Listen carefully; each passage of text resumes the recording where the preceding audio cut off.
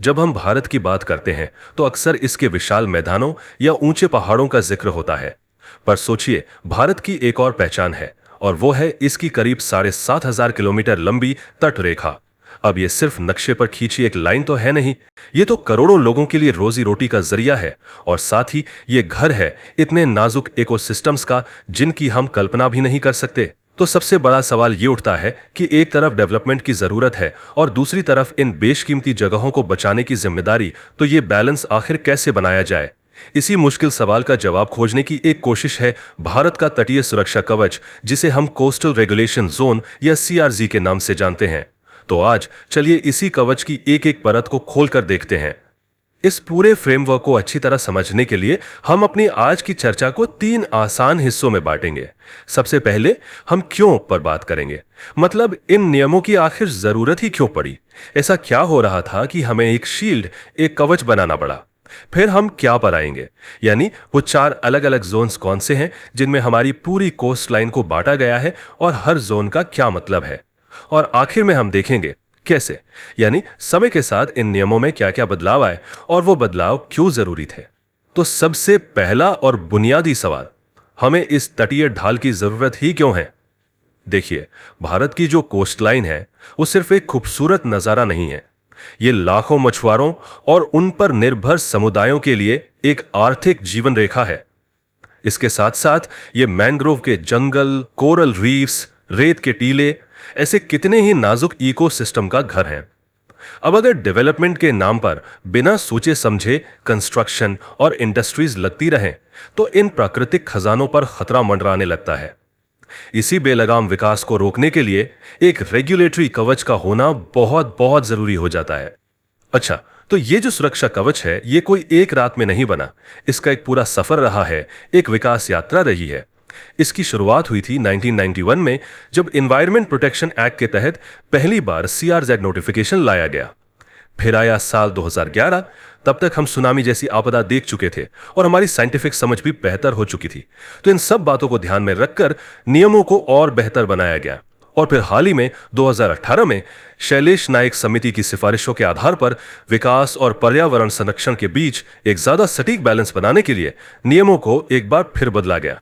तो अब सवाल ये उठता है कि ये नियम आखिर काम करते कैसे हैं, मतलब इतनी बड़ी कोस्टलाइन है, इसे मैनेज करने का तरीका क्या है। देखिए, इसकी सबसे बड़ी खूबी है इसका बहुत ही स्मार्ट और सिंपल डिजाइन। ऐसा नहीं है कि एक ही नियम हर जगह लगा दिया, नहीं, इन्होंने क्या किया, पूरी की पूरी कोस्टलाइन को उसकी खासियत के हिसाब से 4 अलग अलग जोन्स में बांट दिया। CRZ1 जो कि सबसे नाजुक, सबसे सेंसिटिव इलाका है, फिर आता है CRZ2 यानी वो इलाके जो पहले से ही शहर बन चुके हैं, जहां डेवलपमेंट हो चुका है। CRZ3 ये हमारे गांव वाले ग्रामीण तटीय इलाके हैं, और आखिर में CRZ4 जो जमीन पर नहीं बल्कि समंदर के पानी के अंदर का एरिया है। तो चलिए अब एक एक करके इन चारों जोन्स की दुनिया में चलते हैं और समझते हैं कि हर जोन में क्या खास है। चलिए शुरुआत करते हैं CRZ1 से। इसे आप हमारी कोस्टलाइन का इकोलॉजिकल ICU यानी इंटेंसिव केयर यूनिट भी कह सकते हैं। ये वो जगह हैं जहां हमारे सबसे कीमती प्राकृतिक खजाने मौजूद हैं, जैसे कि मैंग्रोव के जंगल, पानी के नीचे के खूबसूरत कोरल रीफ्स या फिर रेत के टीले। जाहिर है यह नियम सबसे ज्यादा सख्त हैं। किसी भी तरह के नए कंस्ट्रक्शन की यहां बिल्कुल भी इजाजत नहीं है। हाँ, बहुत ही रेयर केस में अगर देश के लिए कोई प्रोजेक्ट बेहद जरूरी हो तो कुछ अपवाद हो सकते हैं, पर असल में ये हमारे पर्यावरण की रक्षा की पहली और सबसे मजबूत दीवार है। अब आते हैं CRZ2 पर। यह जोन उन तटीय इलाकों के लिए है जो पहले से ही काफी हद तक डेवलप हो चुके हैं, जैसे मुंबई या चेन्नई के शहरी समुद्र तट। अब यहां पर नियमों का नजरिया थोड़ा प्रैक्टिकल हो जाता है। विकास को पूरी तरह रोकने के बजाय उसे मैनेज करने पर जोर दिया जाता है। यहां का सीधा सा सिद्धांत यह है कि अगर कोई बिल्डिंग पहले से बनी हुई है तो उसके जमीन की तरफ वाले हिस्से में आप नया कंस्ट्रक्शन कर सकते हैं। यह एक तरह से शहरी विकास और तटीय सुरक्षा के बीच एक समझदारी भरा समझौता है। CRZ3 ही हमें भारत के उन ग्रामीण तटीय इलाकों में ले जाता है जो अभी भी काफी हद तक अपनी असली खूबसूरती में मौजूद हैं। यहां का जो सबसे जरूरी कॉन्सेप्ट है वो है नो डेवलपमेंट जोन या NDZ। ये क्या है? ये हाई टाइड लाइन से, मतलब जहां तक समुद्र का पानी सबसे ज्यादा आता है, वहां से जमीन की ओर एक सेफ्टी बफर है। इस जोन के अंदर विकास से जुड़ी गतिविधियों पर बहुत सख्त पाबंदी होती है। इसका सीधा सा मकसद इन ग्रामीण इलाकों की प्राकृतिक सुंदरता और उनके शांत माहौल को बचाए रखना है। और अब आखिर में CRZ4, ये जोन हमें याद दिलाता है कि कोस्टल रेगुलेशन सिर्फ जमीन पर ही खत्म नहीं हो जाता, बल्कि ये समुद्र के अंदर भी जाता है। ये एरिया लो टाइड लाइन से, यानी जहां तक पानी उतरता है वहां से समुद्र में 12 नॉटिकल मील तक फैला हुआ है। यहां का मुख्य लक्ष्य है मरीन लाइफ, यानी समुद्री जीवन की रक्षा करना। इसीलिए इस जोन में फिशिंग, समुद्र तल की सफाई यानी ड्रेजिंग और किसी भी तरह के कचरे को फेंकने जैसी सभी एक्टिविटीज को बहुत सख्ती से रेगुलेट किया जाता है।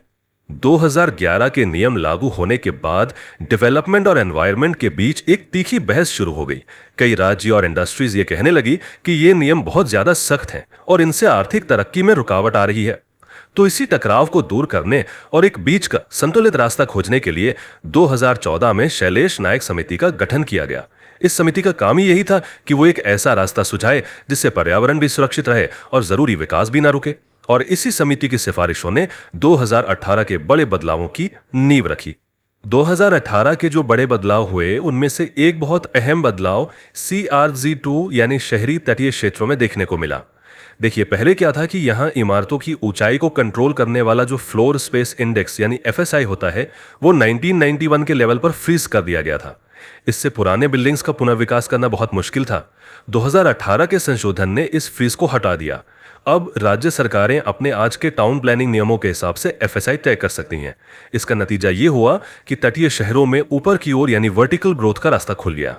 2018 के नियमों ने CRZ3 के ग्रामीण इलाकों के लिए भी एक बहुत ही समझदारी भरा नजरिया पेश किया। अब ऐसा नहीं है कि सारे गांवों के लिए एक ही नियम हो। उन्हें आबादी के घनत्व यानी पॉपुलेशन डेंसिटी के आधार पर A और B कैटेगरी में बांट दिया गया। जो A कैटेगरी के गांव हैं, जहां आबादी ज्यादा है, वहां नो डेवलपमेंट जोन को 200 मीटर से घटाकर सिर्फ 50 मीटर कर दिया गया। इससे स्थानीय विकास के लिए ज्यादा जमीन मिली। वहीं जो B कैटेगरी के इलाके हैं, जहां आबादी कम है, वहां पर्यावरण को बचाने के लिए 200 मीटर का बफर जोन वैसे का वैसा ही रखा गया। 2018 के संशोधन सिर्फ कंस्ट्रक्शन के बारे में नहीं थे। इनका एक बड़ा फोकस ब्लू इकोनॉमी को बढ़ावा देना और स्थानीय लोगों की आजीविका को सुरक्षित करना भी था। जैसे अब समुद्र तटों के नो डेवलपमेंट जोन में भी कुछ शर्तों के साथ अस्थायी टूरिस्ट फैसिलिटीज जैसे कि खाने पीने के शैक और टॉयलेट बनाने की इजाजत है। शर्त बस यह है कि वो हाई टाइड लाइन से कम 10 मीटर दूर हो। इसके अलावा नमक की खेती जैसे जो पारंपरिक काम है, उन्हें भी इन नियमों के तहत साफ तौर पर सुरक्षा दी गई है। तो आइए अब तक हमने जो भी समझा है उसे एक बार जल्दी से जोड़कर देखते हैं। हमने अपनी बात क्यों से शुरू की थी। हमारे तटों पर पारिस्थितिकी और अर्थव्यवस्था के बीच संतुलन बनाने की जो सबसे बड़ी जरूरत है।